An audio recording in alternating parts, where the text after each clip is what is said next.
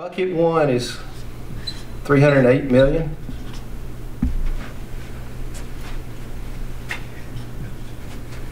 Bucket two is a question mark.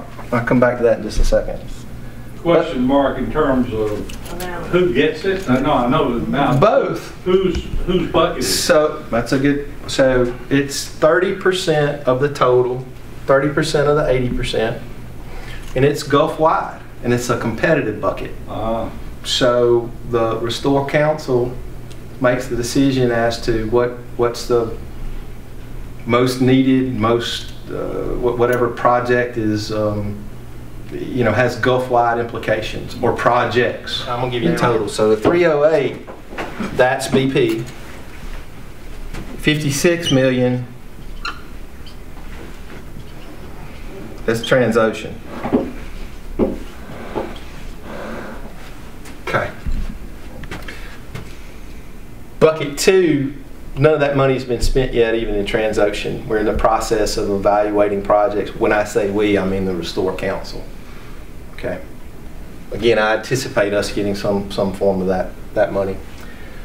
Bucket three is approximately $250 million for BP, 44 million for Transocean.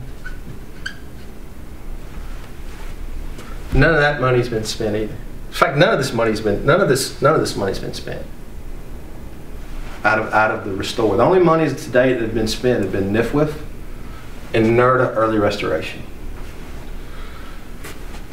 Bucket four is NOAA, and the statute just says that NOAA basically receives 2.5% of the total. So we don't play in any of that money. Bucket five is the Centers of Excellence.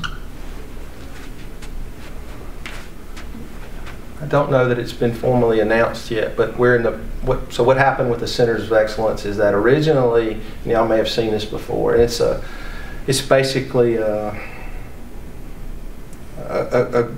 that money goes to an entity that would do research related to various and sundry issues related to oil spills, energy, natural resources, that sort of thing. So I think it was envisioned in Mississippi that it was going to be sort of research related, and that's what the act says too.